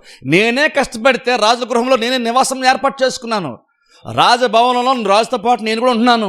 అలాంటిది నువ్వు కష్టపడితే, నువ్వు మనిషివి, నువ్వు దేవుని స్వరూపంలో దేని పోలు చేయబడ్డావు, నువ్వు కూడా కష్టపడితే నాకంటే బెటర్గా నీ లైఫ్ దేవుడు మారుస్తాడు. అప్పుడు ఏం చేయాలి? కష్టం పట్ల మన యాటిట్యూడ్ కరెక్ట్గా ఉండాలి. మన చేతి పని మీద మన వైఖరి కరెక్ట్గా ఉండాలి. మనం శాసనం ఏంటంటే మనం రాంగ్ యాటిట్యూడ్తో మనం ఉద్యోగం చేస్తాం. ఉద్యోగం రానంత వరకేమో ఉద్యోగం కావాలని నా సంఘం అంతా ప్రార్థన చేస్తారు. తీరా ఉద్యోగం వచ్చిన తర్వాత ఏమో ఉద్యోగం నెగిటివ్గా మాడతాం, డ్యూటీకి వెళ్ళాలి అదని ఇదని. కొన్ని సందర్భాల్లో ఉద్యోగం లేదని ప్రార్థన చేస్తాం, ప్రార్థన చేసిన ఉద్యోగం వచ్చాక నువ్వు చర్చకి రావడానికి నీకు ఉద్యోగం అడ్డైపోయినట్టుగా మాడుతున్నాను. చాలామంది క్రిస్టియన్ ఎంత అజ్ఞానంగా మాడతారంటే, ఒకటి రానంత వరకు ఏమో కావాలని ప్రార్థన చేయమంటారు, తీరా వచ్చిన తర్వాత చర్చ రానికి నాకు అది అడ్డు అని అంటారు. నీకు అడ్డుపడే దేవుడు నీకు ఇస్తాడా? చెప్పండి, ఎప్పుడైనా ఆలోచించండి. దీన్ని అడ్డుపడి దేవుడు ఇస్తాడా? నువ్వు అలా నీ ప్రయారిటీస్ మారిపోయినాయి కాబట్టి నీకు అది అడ్డు అనిపిస్తుంది, కానీ నీకు భవిష్యత్తు నీకు నీ భక్తికి అడ్డుపడితే దేవుడు ఎప్పుడు నీకు అవునే ఇవ్వడు. దేవుడికి ఒక ఉద్యోగం ఇచ్చంటే అర్థం ఏంటంటే, అది ఎప్పటికీ నీ భక్తి జీవితానికి కానీ లేదనుకుంటే నీ ఆత్మీయ జీవితానికి నువ్వు సంఘంలో సహవాసం కూడుకోవడానికి కానీ ఎప్పుడు నీ చేతి పైన అడ్డు యాక్చువల్గా కానే కాదు. నీ ప్రయారిటీస్ కరెక్ట్గా లేవు కాబట్టి, నీ ప్రాధాన్యతలు కరెక్ట్గా లేవు కాబట్టి నీ డ్యూటీ నీకు అడ్డు నువ్వు అనుకుంటున్నావు. కానీ ఎప్పుడు కూడా దేవుడు ఇచ్చినటువంటి ఉద్యోగం అయితే కనుక అది ఎప్పుడు కూడా దేవునితో నువ్వు సహవాసం చేయడానికి, విశ్రాంతి నన్ను పాటించడానికి అది అడ్డు కానే కాదు. నువ్వు కొంచెం జ్ఞానంగా ఆలోచించుకొని తెలివిగా ఆలోచించిన ప్లాన్ చేసుకుంటే నువ్వు దేవునితో సమయం గడపడానికి, దేవునికి మొదటి స్థానం అవడానికి నీ డ్యూటీ ఎప్పుడు నీకు అడ్డు రాని రాదు. ఎప్పుడైతే నీ డ్యూటీ నీకు అడ్డను అనుకుంటున్నావో అక్కడ డ్యూటీ నీ చేతి పని పట్ల నీ యాటిట్యూడ్ డిఫరెంట్గా మారిపోయింది. ఇప్పుడు ఒక నెగిటివ్ ఆస్పెక్ట్లోకి వెళ్ళిపోయావు. అప్పుడు నువ్వు నీ చేతి పని నువ్వే నెగిటివ్గా చూస్తూ నీ చేతి పని దేవుడు ఆస్వాదించాలని అనుకుంటే ఎంత అజ్ఞానం ఆలోచించండి. నువ్వు డ్యూటీని అసహించుకుంటున్నావు, ఉద్యోగం అసహించుకుంటున్నావు, చర్చ కింద రావట్లేదంటే డ్యూటీ అని చెప్తున్నావు. అంటే ప్రతిదానికి డ్యూటీ అడ్డైపోయిందని చెప్పుకుంటున్నావు. అంటే డ్యూటీ ఒక అడ్డు బండ్లా నువ్వు ఫీల్ అవుతూ ఉన్నప్పుడు నీ చేతి పని దేవుడు ఎలాగ ఆశ్చర్యస్తాడు? నీ చేతి పని దేవుడు ఆస్వాదించకపోతే నువ్వు బెటర్గా నీ లైఫ్ ఎలా మారుతుంది? ఆర్థికంగా నువ్వు ఇంకా సామర్థ్యం ఎలా సంపాదించుకుంటావు? నీకు ప్రెజర్స్ ఉంటాయంటే ప్రెజర్స్ ఖచ్చితంగా ఉంటాయి. మనం డ్యూటీ చేసేటప్పుడు అన్నీ అనుకూలంగా ఉంటే బాగానే ఉంటుంది. కొన్నిసార్లు డ్యూటీలో కూడా వ్యతిరేకతలు చాలా చాలా ఉంటాయి. అయినను అవి తట్టుకొని మనం నిలబడాలి. ఎందుకంటే ఈ బల్లికైనా సరే సాలిపురుగుకైనా సరే వ్యతిరేకత ఖచ్చితంగా ఉంటుంది. మనమే వ్యతిరేకము సాలిపురుగులకి. అది ఎంత మన ముందు ఎంత చూడండి, సాలిపురుగు ఎంత మన ముందు ఎంత అది. కానీ ఇంక నువ్వు పర్మనెంట్గా నీ ఇంట్లో దాన్ని తరివేలేవు. నువ్వు పర్మనెంట్ తరవలేవు. నువ్వు అదేంటి తరిమే విషయంలో నువ్వు సక్సెస్ఫుల్ అవ్వలేదా? ఓ మూమెంట్ నువ్వు సక్సెస్ఫుల్ అయ్యావు, కానీ దానికి ఏం తెలుసా, నేను మరలా కష్టపడితే నేను మరలా బెటర్గా నేను సక్సెస్ఫుల్గా మారుతానని దాని ప్రయత్నం మీద దానికి నమ్మకం. దాని నమ్మకం క్రిస్టియన్స్గా మనకు ఆ నమ్మకం లేదు. ఓ 2 సార్లు ఫెయిల్ అయిపోతే 3వ సారి నిరుత్సాహానికి గురైపోతాం మనం. కొన్నిసార్లు ప్రెషర్స్ ఎక్కువ అనుకోండి డ్యూటీల్లోని, లేదా మనం కష్టపడడం ప్రతిఫలం రాలేదనుకోండి, మనం అనుకుంటామంటే అది ఒక నెగిటివ్గా మనం తీసుకుంటాం. కష్టపడాలన్నటువంటి ఒక ఇంట్రెస్ట్ కూడా బేసిక్గా మనకి ఉండదు. కానీ మీకు తెలుసా, దేవుడు ఎవరిని ప్రమోట్ చేస్తాడు తెలుసా? దేవుడు ఎవరి స్థితిని బెటర్గా, వారికి చేతి పనిలో ఎవరిని బెటర్గా మారుస్తాడంటే ఎవరికైతే నైపుణ్యత ఉంటుందో వాళ్ళనే బెటర్గా మారుస్తాడు. చూడండి, దేవుని మందిరం కట్టేటప్పుడు కూడా మీరు దానిల గ్రంథంలో కానీ ఎజ్కేల్ గ్రంథం, ఎజ్రా గ్రంథంలో మీరు చూడండి, ఆ మందిరమును కట్టేటప్పుడు మొట్టమొదటిసారి దేవుని యొక్క మందిరమును కట్టేటప్పుడు ప్రతి పని చేసేటువంటి ప్రతి వాళ్ళలో కూడా ఒక నైపుణ్యత ఉంది. ఆ నైపుణ్యతను బట్టి దేవుడు వాళ్ళని ఏర్పాటు చేసుకున్నాడు. నువ్వు ఖాళీ ఇంట్లో కూర్చున్న కట్ట వచ్చి పని చేయని దేవుడు చెప్పలేదు. దేవుడు స్పెసిఫిక్గా తన మందిరం కట్టేటప్పుడు కూడా స్పెసిఫిక్గా ఆ పని చేయడానికి అంతకంటే బెటర్గా ఎవరు చేయలేరు అన్నంత వ్యక్తిని సెలెక్ట్ చేసుకొని దేవుడు ఆ నైపుణ్యత గలవారిని ఏర్పాటు చేసుకున్నాడు. అంటే అర్థం ఏంటి? ఇప్పుడు బేసిక్గా దేవుడు ఏం కోరుతాడు తెలుసా? దేవుడు పనే కదా, ఏదో నువ్వు నీకు తోచినట్టుగా నువ్వు చేయలే అని దేవుడు అంటలేదు. దేవుడు అంటాడు, నువ్వు చేద్దాం అనుకుంటే నువ్వు దాన్ని బెటర్గా మార్చుకోముందు నీకున్నటువంటి ఆ కొద్ది దాన్ని నువ్వు సరిగ్గా చేయలేనటువంటి ఆ స్థితి ఏదైతే ఉందో దాన్ని నువ్వు బెటర్గా ఫస్ట్ ఆఫ్ ఆల్ మార్చుకో, దాన్ని బెటర్గా చేసుకో. ఒక సాదాసీదాగా చేసేటువంటి పని నైపుణ్యతగా నువ్వు మార్చుకో. ఆ నైపుణ్యత ఎలా ఉండాలంటే 10 మందిలో నువ్వు చేసిన పని అందరూ గుర్తించగలిగేంతలాగా. ప్రాబ్లం ఏంటంటే మనం 10 మంది గుర్తించాలని మనుషులు ఎదుటికి మనం పని చేయడానికి ఇష్టపడతాం. నైపుణ్యతను బట్టి మనం ప్రత్యేకింపబడాలనుకోవట్లేదు. రికగ్నిషన్ కోసం మనుషులు చూస్తున్నప్పుడే మనం పని చేస్తాం. బైబిల్ కూడా మాటలు చూపిస్తుంది. ఒకసారి మొదటిగా ద్వితీయోపదేశకాండకి వెళ్దాం, ఒకసారి చూద్దాం. లేదంటే ఒకసారి మళ్ళీ సామెతలకు వెళ్దాం. ఒకసారి ఒక వాక్యభాగం చదువుకొని ద్వితీయోపదేశకాండకి వెళ్దాం. సామెతలు 12వ అధ్యాయము 24వ వచనం నేను చదువుతాను. సామెతలు 12:24. శ్రద్ధగా పని చేయువారు ఏలుబడి చేయదురు, సోమరులు వెట్టి పనులు చేయవలసి వచ్చును. గమనించండి, శ్రద్ధగా పని చేయవారు ఏలుబడి చేయుదురు. చూడండి, శ్రద్ధగా పనిచేసేటువంటి వారు ఏలుతారంట. అంటే అర్థం ఏంటి? పొజిషన్ అంటే తనకు ఆటోమేటిక్, అంటే కొంచెం ఏలడం అంటే అర్థం ఏంటి? నువ్వు సూపర్వైజ్ చేస్తావు, ఓ రకంగా చెప్పాలంటే నువ్వు మేనేజ్ చేస్తావు. నువ్వు శ్రద్ధగా పనిచేసేటువంటి వాడు ఏ స్థితిలోనికి రాబోతున్న దినములు వెళ్ళిపోతాడంటే ఆయన సూపర్వైజ్ చేసే స్థితిలోకి వెళ్ళిపోతాడు, ఆయన మేనేజ్ చేసే స్థితిలోకి వెళ్ళిపోతాడు. కానీ ఎప్పుడైతే పని మీద బద్ధకంగా ఉన్నాడో ఓ వ్యక్తి, ఆ సోమరి ఎందుకంటే వాడు సరిగ్గా పని చేయడానికి ఇష్టపడ్డు, ఏదో పైన బద్ధకంగా పని చేస్తాడు, సనుక్కుంటూ పని చేస్తాడు, మనుషులు చూస్తున్నప్పుడు పని చేస్తాడు, మనుషులు చూడనప్పుడు పని చేయడం మానేస్తాడు. వాళ్ళ సోమరులు బైబిల్ చెప్తున్న మాట ఏంటంటే వెట్టి పనులు చేయవలసి వచ్చును. సరే, అంటే నువ్వు కష్టపడితే నువ్వు ప్రమోట్ అవుతావు, ఉన్న కొంది నువ్వు బెటర్గా మారుతావు దేవుడు చెప్తున్నాడు. నువ్వు పని మీదగా నువ్వు బద్ధకం చూపించావంటే నువ్వు అదే స్థితిలో ఉంటావు. నువ్వు ఇంకా చిన్న చిన్న పనులు, వెట్టి పనులు చేయాల్సి వస్తుంది. కానీ శ్రద్ధగా పనిచేసేటువంటి వాడు ఆటోమేటిక్ పొజిషన్కి వెళ్ళిపోతాడని బైబిల్ లేదు. శ్రద్ధగా పనిచేసేటువంటి వాడు చిన్నదాంతో స్టార్ట్ చేస్తాడు. కానీ ఆ పనితనము, ఆ నైపుణ్యత ఏం చేస్తా తెలుసా, ఆ వ్యక్తిని ఒక్కొక్క మెట్టు పైకి ఎక్కిస్తా ఉంటుంది. కష్టపడేటువంటి గుణం. నైపుణ్యత అటువంటి అందరికన్నా ఈజీగా రాదు తెలుసా. నైపుణ్యత అందరికన్నా ఈజీగా రాదు. 10 మంది ఒకేలాంటి పని చేయొచ్చేమో, కానీ 10 మందిలో ప్రత్యేకమైన వాడు అవ్వాలనుకుంటే, ఆ 10 మందిలో దేవుడిని నేను హెచ్చించాలనుకుంటే, ఇక్కడ వాక్యం చెప్తున్నట్లుగా నువ్వు వేలుబడి చేసే పొజిషన్ రావాలంటే నువ్వు అప్పటికీ నువ్వు ఆల్రెడీ ఏ చిన్న పని అయితే నువ్వు చేస్తానని చెప్పుకుంటున్నావో దాన్ని నువ్వు ఎంతకంత నైపుణ్యత నువ్వు సాధించాలంటే 10 మంది పని చేసినప్పుడు 10 మందిలో నీ పనితనం ప్రత్యేకంగా కనబడాలి. మనం ప్రత్యేకంగా కనబడాలని మనం పని చేస్తానని అధికారులు చూస్తున్నప్పుడు వాళ్ళ ముందు మనం పని చేయడం కాదు. నేను ఎంత చెప్పట్లేదు, నీ పని చెప్పాలి. నీ గురించి నువ్వు కాదు చెప్పుకోవడం, నీ పని గురించి. నేను బాగా చేశాను, నేను బాగానే చేశాను, 9 సార్లు అన్నానండి నువ్వు చెప్పుకోవడం కాదు. నీ పని గురించి, నీ పని గొప్పతనం నువ్వు చెప్పడం కాదు.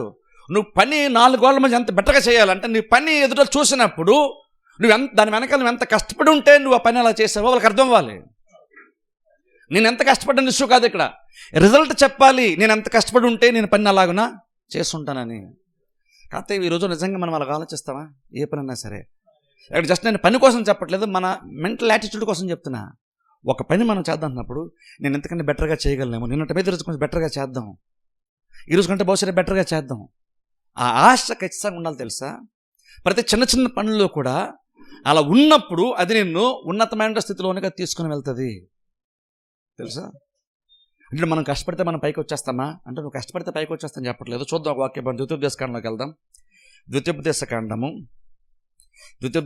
12వ అధ్యాయం 28వ అధ్యాయం. ద్వితీయోపదేశకాండము 28వ అధ్యాయము. ద్వితీయోపదేశకాండము 28వ అధ్యాయము 11వ వచనం చదువుతాం. ద్వితీయోపదేశకాండం 28, 11వ వచనం. అక్కడ చూడండి, దేవుడు మాట్లాడుతూ వాగ్దాన దేశకి వెళ్ళిన తర్వాత వాళ్ళ స్థితి గురించి దేవుడు మాట్లాడుతూ అంటున్నాడు. 28, 11 వచనం చదువుతాను చూడండి. 28, 11. మరియు యెహోవా నీకు ఇచ్చేదని పితరులతో ప్రమాణం చేసిన దేశంలో యెహోవా నీ గర్భఫల విషయంలోను, నీ పశువుల విషయంలోను, నీ నేల పంట విషయంలోను నీకు సమృద్ధిగా మేలు కలుగజేయును. ఎలా కలుగజేస్తాడు చూడండి. యెహోవా నీ దేశం మీద వర్షము దాని కాలమందు కురిపించుటకును, నీవు చేయు కార్యమంతటిని ఆశీర్వదించుటకును ఆకాశమును తన మంచి ధననిధిని తెరచును. కాబట్టి రిజల్ట్ ఏంటి? నువ్వు అనేక జన్మలకు అప్పిచ్చేదవు కానీ అప్పు చేయవు. ఇప్పుడు దేవుడు మాడుతుంటాడు అక్కడ పైన కొంచెం మనం చదువు అనుకోండి. దేవుడు అంటాడు, నీ కొట్లలో నీవు చేయ ప్రయత్నం అన్నింటిలో నీకు దీవెన కలుగుతుంది దేవుడు అంటాడు. అంటే బేసిక్గా ఆ రోజు చూడండి, వ్యవసాయం మాత్రమే మెజారిటీ ఎక్కువ చేసేటువంటి వాళ్ళు కాబట్టి వాళ్ళు దేవుడు కూడా కష్టపడని చెప్తున్నాడు. నువ్వు చేసి పని నువ్వు చెయ్యి, నువ్వు కష్టపడి నీకున్నటువంటి పొలాన్ని, నీకున్నటువంటి ఆ ల్యాండ్ని నువ్వు దున్ను, బాగా కష్టపడి దాన్ని చక్కగా క్లీన్గా చేసుకో, నీట్గా ఉంచు దాన్ని. అది అనుకూలంగా ఉండడానికి, ఎక్కువగా పండడానికి దానికి ఎంత పని చేయాలో అంత పని నువ్వు చెయ్యి, చేసి విత్తనాలు విత్తు. కానీ మీకు తెలుసా, ఒక వ్యవసాయదారుడు పొలాన్ని బాగా దుని విత్తనాలు బాగా మంచి విత్తనాలు విత్తేస్తే పంట వచ్చేస్తుందా? పంట రాదు. వ్యవసాయం చేసే వాళ్ళు ఏం చేస్తారంటే వాళ్ళ వల్ల అయినంత చేసిన తర్వాత వర్షం రాకపోతే వాళ్ళు చేసినంత కూడా వేస్టే. వాళ్ళ కష్టం ఎంత అంతా వాళ్ళు కష్టపడతారు, కానీ అంత కష్టపడిన తర్వాత వాళ్ళు దేవుని పైన ఆధారపడతారు.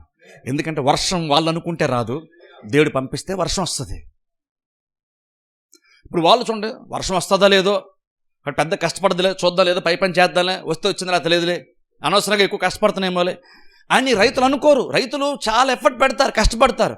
వాళ్ళ కష్టమంతా వాళ్ళు పడిన తర్వాత ఆకాశపు కళ్ళైతే దేవుని వైపు వాళ్ళు తిరిగి చూస్తారు.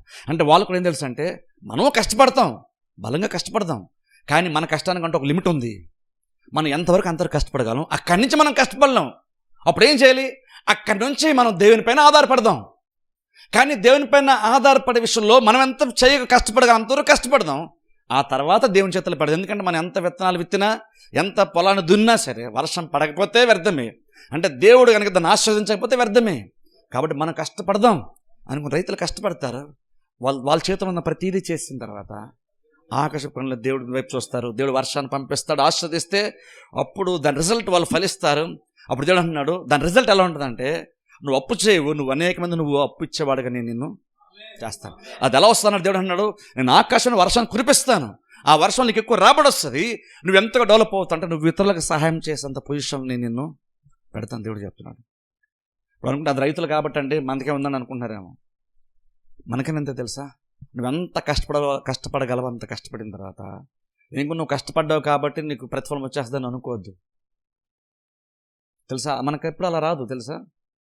యెహోవా పట్టణమును కాపాడిన దాన్ని కావలి కాయ వారు మేలుకుండా వ్యర్థమే.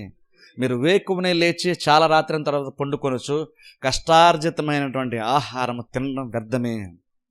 ఎందుకంటే తన ప్రియులు నిద్రించుండగా ఆయన వారికి ఇస్తాడు. అంటే అక్కడ బేసిక్ అర్థం ఏంటంటే, నేను రాత్రులు కూడా కష్టపడిపోయి ఓటీలు చేసేస్తే నేను పైకి వస్తాను అనుకోవద్దు.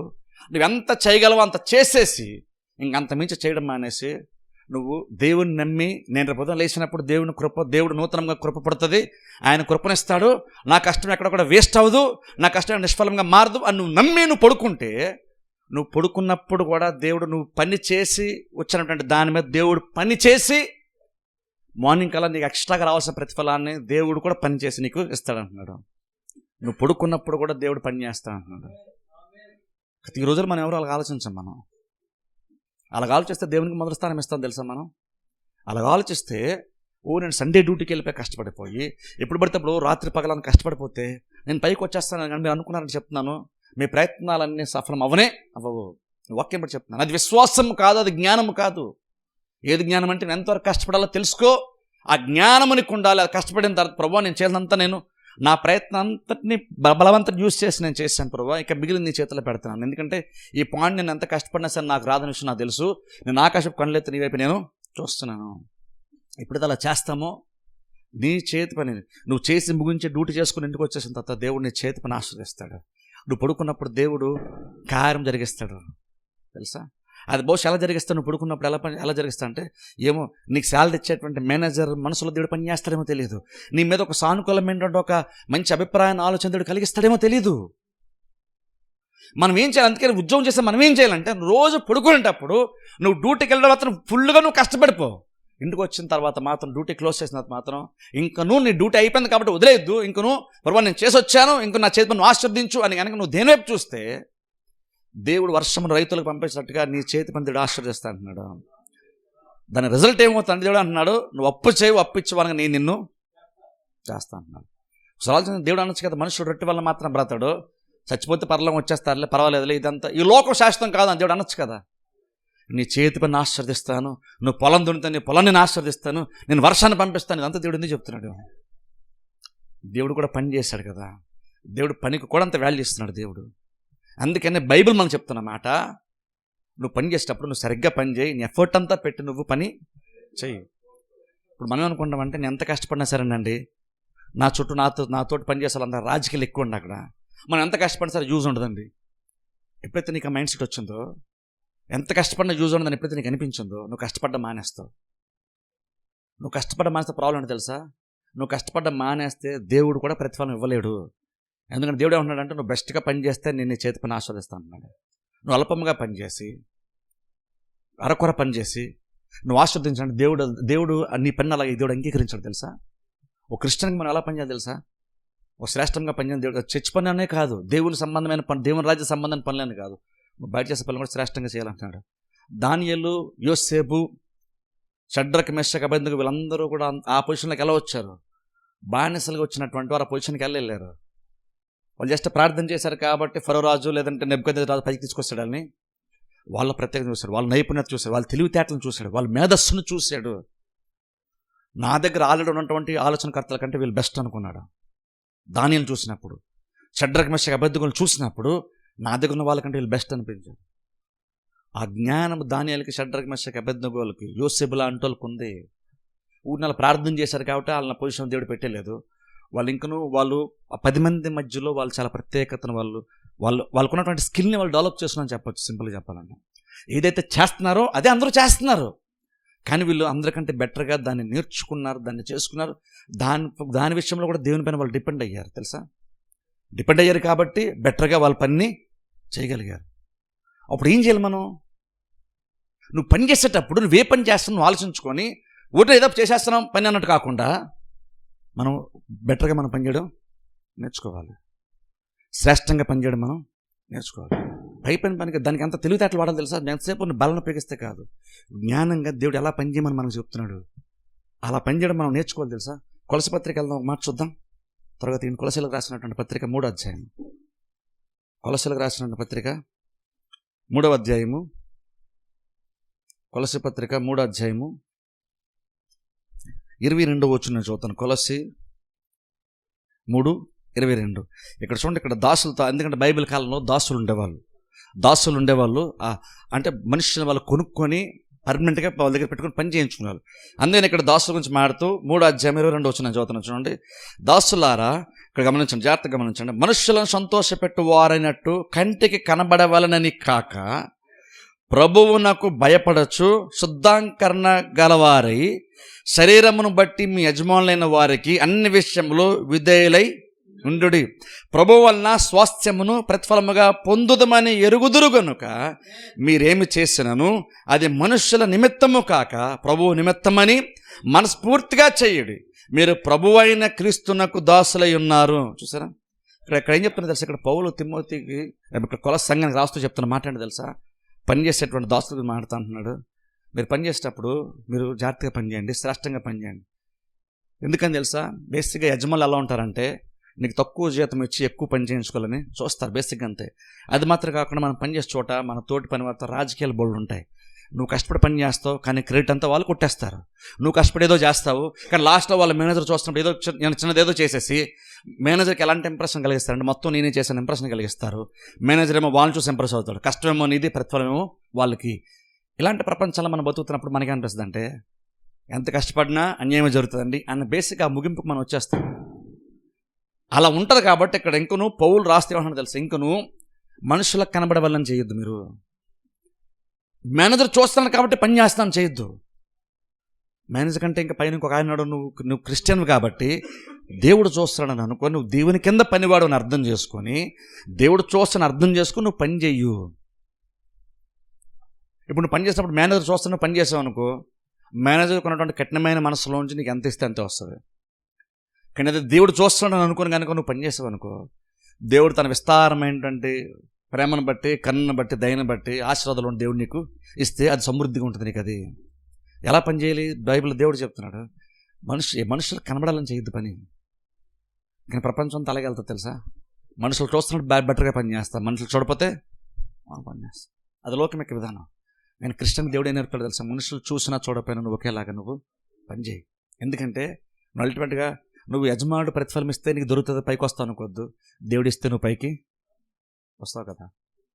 మనుషుల వైపు మాత్రం చూస్తే మనుషులకు దయ పొందడం ప్రయత్నం చేస్తావు. కానీ ప్రాబ్లం ఏంటంటే మనుషులు దయ చూపిస్తారు అంత ఈజీగా, మనుషులు దయ చూపించరు. మనుషుల్లో చాలా కఠినత్వం ఉంటుంది. మీరు చెడ్డవారయ్యండి మీ పిల్లలు మంచి ఇస్తారు. బేసిక్గా ప్రతి మనిషిలో చెడు స్వభావం ఉంటుంది. అందుకని నీ పై అధికారి ఎప్పుడు కూడా నీ కష్టాన్ని గుర్తించాలని ఎప్పుడు అనుకోడు, నీ కష్టం మీద 10 మంది మాట్లాడాలని అనుకోడు, నీకు చాలా కష్టపడుతున్నావు కదా ప్రతిఫలం ఇద్దామని కూడా మేనేజర్ అనుకోడు. అందుకని నువ్వు మేనేజర్ని ఇంప్రెస్ చేయడం గురించి కాకుండా దేవుని ఇంప్రెస్ చేయాలనుకోని, దేవుడిని బట్టి నువ్వు దేవుని కింద అనుకోని దేవుని బట్టి పని చేస్తే, బైబిల్ చెప్తున్న మాట ఏంటంటే దేవుడు చూస్తాడు, దేవుడు ఇవ్వాల్సిన ప్రతిఫలం, దేవుడు న్యాయంగా నీకు ఇవ్వాల్సిన దేవుడు నీకు ఇస్తాడు. దేవుడు ఇవ్వాలంటే ఇస్తాడు, అయితే ఆపడం ఎవరి తరం అవుతుందా చెప్పండి? బైబిల్ ఎగ్జాంపుల్ చూడండి. యోసేపు ఉన్నాడు. యోసేపు వాళ్ళ మామ దగ్గర చాలా కాలం, లాభం దగ్గర చాలా కాలం పనిచేస్తాడు. ఓ టైం వస్తే తెలిసిపోయింది దానికి, నేను ఎంత కష్టపడినా సరే ఆయన అయితే నాకు ప్రతిఫలము ఇవ్వడు, చాలాసార్లు నాకు అన్యాయం చేశాడు. లాభాన్ని వెళ్ళిపోయేటప్పుడు తన భార్యతో అంటాడు, మీ నాన్నగారు 10 సార్లు నా జీతాన్ని మార్చేశారంటాడు. అంటే చూడండి ఎంత స్ట్రగుల్ ఫేస్ చేసి ఉంటాడు లాభాన్ని కింద. ఈయన యాకోబు ఎంత కష్టపడి పని చేసినా సరే ప్రతిఫలం రావట్లేదు. చివరికి సరే నేను మా అన్ని దగ్గరికి వెళ్ళిపోతాను, మా కుటుంబ సభ్యుల దగ్గరికి వెళ్ళిపోతానంటే కూడా వెళ్ళనివ్వట్లేదు ఈయన. చివరికి ఏమంటాడు తెలుసా? లేదు నువ్వు ఉండాల్సిందే, ఎందుకంటే నువ్వు వచ్చిన తర్వాతే నా బిజినెస్ బాగా డెవలప్ అయింది, నా గొర్రెలు విస్తరించినాయి, నా పాడి పంటలు బాగా విస్తరించినాయి, నువ్వు లేకపోతే మళ్ళీ నేను తగ్గిపోతాను కాబట్టి నువ్వు ఉండాల్సిందే అన్నాడు. సో అంత ప్రతిఫలం ఎలా వచ్చిందని లాభానికి అర్థమైంది. కఠినం ఏంటంటే లాభానికి ఏమర్థమైంది తెలుసా? నాకు యాకోబు వల్ల మాత్రమే నాకు బిజినెస్ పెరుగుతుందని అర్థమైంది. ఎలా పెరుగుతుంది లాభం? యోసేపు వల్ల, యాకోబు వల్ల ఎలా పెరుగుతుంది చెప్పండి? యాకోబు వల్ల ఎలా పెరుగుతుంది? యాకోబు కష్టపడే గుణం ఉంటేనే కదా డెవలప్ అవుతుంది. నేను కష్టపడుతున్నాను అంత ప్రతిఫలం ఆయనంటాడు అని యాకోబు అనుకోలేదు. కష్టపడుతున్నాడు, 10 సార్లు అన్యాయం చేసి, మోసం చేసి, కుతంత్రంతో వేరువేరుగా రకరకాలుగా మోసం చేశాడు. వాళ్ళ మేనమామ.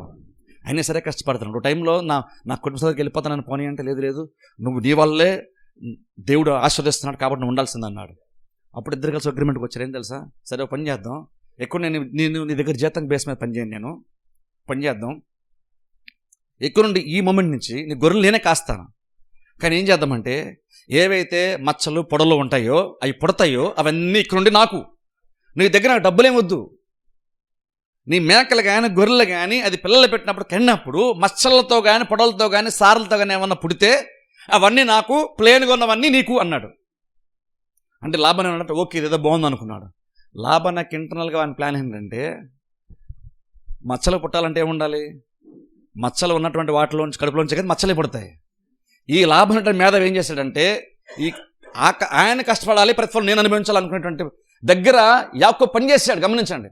ఇప్పుడు ఏం చేశాడు తెలుసా, మచ్చలతో ఉన్న ప్రతిదీ తీసుకొచ్చేసి లాభాను వాళ్ళ కొడుకులకు ఇచ్చేసాడు. గమనించండి జాగ్రత్తగా. మచ్చలతో ఉండి ఉన్నటువంటి గొర్రెల్ని మేకలు అన్నింటినీ తీసుకొచ్చేసి ఎవరికి ఇచ్చాడు, వాళ్ళ కొడుకులకు ఇచ్చేసాడు. మీరు దాన్ని మేపుకోండి, ప్లేన్ కానీ మామూలుగా ఉన్నవన్నీ కూడా ఈయన యాకోబు మేపుకుంటాడు. ఎందుకంటే లాభానికి కావాల్సి ఏంటంటే మచ్చలు లేనటువంటి ఆటలో మచ్చలు చాలా పడతాయిలే అని అనుకొని మచ్చలు ఉన్నవన్నీ తీసుకెళ్ళి కొడుకులకు ఇచ్చేసాడు. మీరు దూరంగా పెంచుకోండి, అక్కడ వీటిని మచ్చల్లో ప్లేన్గా ఉన్నవన్నీ కూడా యాకోబు పెంచుతాడు అనుకున్నాడు. ఇప్పుడు ఒకసారి నిజంగా పాసిబిలిటీ ఉందా? యాకోబు ఏమంటున్నాడు, మచ్చలకు పుడితే అన్నీ ఇక్కడ ఉండవన్నీ కూడా నావవుతాయి, ప్లేన్గా కనుక ఏమైనా పుడితే మచ్చలు లేకుండా ఏమైనా పుడితే అవన్నీ నీవన్నాడు. లాభం ఓకే అన్నాడు. కానీ లాభం ప్లాన్ ఏంటంటే అవి లేకుండా చేద్దాం. ఆయన ఏం ప్లాన్ చేస్తాడో సక్సెస్ అవ్వకుండా చేయాలని ఈయన ఏదో ప్లాన్ చేసుకుని మచ్చలతో ఉన్నటువంటి పెద్ద పెద్ద గొర్రెల మేకలన్నింటి తీసుకొచ్చి వాళ్ళ కొడుకులకు ఇచ్చేసాడు. యాకోబుకేమో అన్ని మామూలుగా ఉన్నట్టు ప్లేన్గా ఉన్నటువంటి వాటి అన్ని ఇచ్చాడు.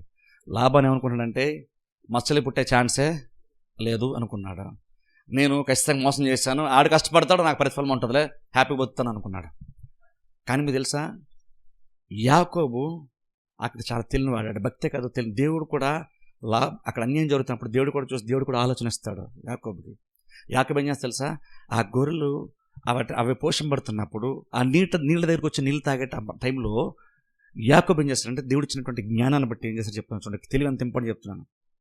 జ్ఞానంతో ఏం చేశాడంటే నీళ్ళ తాగడానికి వచ్చినప్పుడు ఆ నీళ్ళ దగ్గర ఏం చేశాడంటే కొన్ని కర్రలు తీసుకొని ఆ కర్రలు ఆ పైపైన తొక్కుంటూ చూసారా, ఆ పైపైన కర్రలు కొన్ని తొక్కంతా తీసేసి బేసిక్గా ఎలాగ అట్మాస్ఫియర్ క్రియేట్ చేశాడంటే అక్కడ మచ్చలు కనబడేలాగా అక్కడ క్రియేట్ చేశాడు. కర్రలతో ఎలా డిజైన్ చేశాడంటే కొన్ని ఆటలకు తొక్కలు తీసేశాడు, కొన్ని కొమ్మలకి కర్రలకి ఏం చేశాడంటే కర్రలు కట్ చేసుకొచ్చి ఆ కర్రలకి పైన తొక్కుంటూ చూసారా, కొన్ని చోట్ల తొక్కను తీసేశాడు, కొన్ని చోట్ల తొక్కను చేసాడు. అప్పుడు ఏమవుతుంది, బేసిక్గా కర్రలకు మచ్చలుగా కనబడుతుంది. అవి నీళ్ళు తాగే దగ్గర తీసుకొచ్చి పెట్టాడు వాటిని. ఇవి నీళ్ళు తాగుతున్నప్పుడల్లా మేత మేస్తున్నప్పుడల్లా ప్లేన్గా ఉన్నటువంటి గొర్రెలన్నీ కూడా ఆ మచ్చలను చూస్తున్నాయి. ఓ టైం వస్తే ఈ ప్లేన్గా ఉన్నటువంటి గొర్రెల్లో నుంచి మేకలో నుంచి మచ్చలు ఉన్నటువంటి పిల్లలు పుట్టినాయి. ఎలా సాధ్యమైంది ఒకసారి ఆలోచించండి. అది యాకోబు వల్ల సాధ్యమవుతుంది నిజంగా? యాకోబు వల్ల అయితే అవ్వదు. కానీ యాకోబు దేవుణ్ణి నమ్మాడు. ఇక్కడ ఇంపార్టెంట్ అది తెలుసా, యాకోబు దేవుని నమ్మాడు. అందుకనే చాలా మోసం చేసేంత బలవంతుడు కింద పనిచేస్తూ కూడా చివరికి ఒక టైం వస్తే మచ్చలు ఉన్నటువంటివి అన్నీ పుడతా వచ్చినాయి. ఎంతంటే చాలా విస్తారమైనటువంటి ఆ మందను యాకోబు సంపాదించుకున్నాడు. వ్యతిరేకత కిందుంటూ కూడా, తరచుగా అణిచివేయబడేటువంటి వ్యక్తి దగ్గరుంటూ కూడా పైకి వచ్చేసాడు. మనకుంటాం, మనం పనిచేసే చోట నన్ను అణిచివేసే వాళ్ళు చాలామంది ఉన్నారండి, నాకు వ్యతిరేకంగా కొత్త ప్లాన్ చేసేవాళ్ళు, కుతంత్రాలు పని వాళ్ళు చాలామంది ఉన్నారని అంటాం. నేను అలాంటి ఉన్నప్పుడు నువ్వు దేవుని వైపు చూస్తున్నావా అంటాను. నువ్వు మనుషులను చూస్తున్నావు కానీ నువ్వు దేవుని చూస్తున్నావా? ఎందుకంటే నీ కుతంత్రాలు పడినే వాళ్ళ కంటే దేవుడు గొప్పోడు కదా. నీ కష్టాన్ని చూసి గుర్తించాడు మేనేజర్ కంటే దేవుడు గొప్పోడు కదా. నీకు కష్టపడుతున్నప్పుడు దేవుడు నీ కష్టము వేరే వాళ్ళకి వెళ్ళకుండా దేవుడు కష్టాన్ని ప్రతిఫలం ఇస్తాడు కదా. దేవుడు న్యాయం తీర్చేటువంటి వాడు కదా. అప్పుడు నువ్వు ఎందుకని నువ్వు మనుషులను చూసి నువ్వు కష్టపడ్డం మానేసి ఉండడం కంటే, లేదా మనుషులను బట్టి నువ్వు కష్టపడడం కంటే, మనుషులను దాటి దేవుని వైపు చూసి ఎందుకు కష్టపడకూడదు మనం? ఎందుకంటే ఒక వ్యతిరేకమైనటువంటి సిచ్యువేషన్లో కూడా యాకోబు ప్రతిఫలాన్ని పొందుకున్నాడు. ఎలా సాధ్యమైంది? అది దేవుని వల్ల సాధ్యమైంది తెలుసా. అక్కడ దేవుడు ఇన్వాల్వ్ అవ్వకపోతే ఆ సిచ్యువేషన్లో యాకోబుకు అసలు పైకి రాలేడు. మోసపోతూ ఉండేవాడు అలాగున్నాయి. కానీ యాకోబు దేవుని నమ్మాడు. యాకోబు కష్టపడుతున్నప్పుడు దేవుడు చూశాడు. దేవుడు చూసి దేవుడి ప్రతిఫలాన్ని ఇచ్చాడు. చివరి ఎవరు పైకి వచ్చారంటే లాభాన్ లాంటి భయంకరమైనటువంటి మోసం చేసేటువంటి కుతంత్రములతో ఉండేటువంటి ఇతరులకు కష్టాన్ని దోచుకునేటువంటి వ్యక్తి కింద పనిచేస్తూ కూడా ఆ వ్యక్తికి మించినటువంటి ప్రతిఫలాన్ని ఆశీర్వాదాన్ని పొందుకున్నాడు.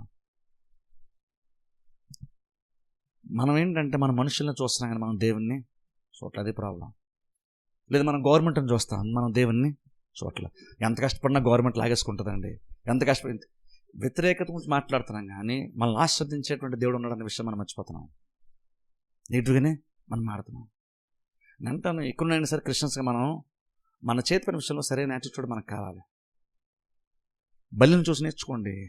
నీకు కష్టపడితే కనుక నువ్వు ఖచ్చితంగా పైకి వస్తాను. బల్లి మనకు చెప్తుంది, కష్టపడితే నువ్వు పైకి వస్తావు. మనం అనుకుంటాం నేను నిజంగానే కష్టపడతాను అనుకుంటాం. నిజంగా నీ సామర్థ్యం కొలదు నువ్వు కష్టపడుతున్నావా? అదే పనైనా సరే, చిన్న పని చేయనండి, పెద్ద పని చేయండి. మనం పని చేసేటప్పుడు బెస్ట్గా చేశాను అనేటువంటి ఒక సాటిస్ఫాక్షన్ మనకే రావాలి, తెలుసా? అలా వచ్చే వరకు మనం పని చేయాలి.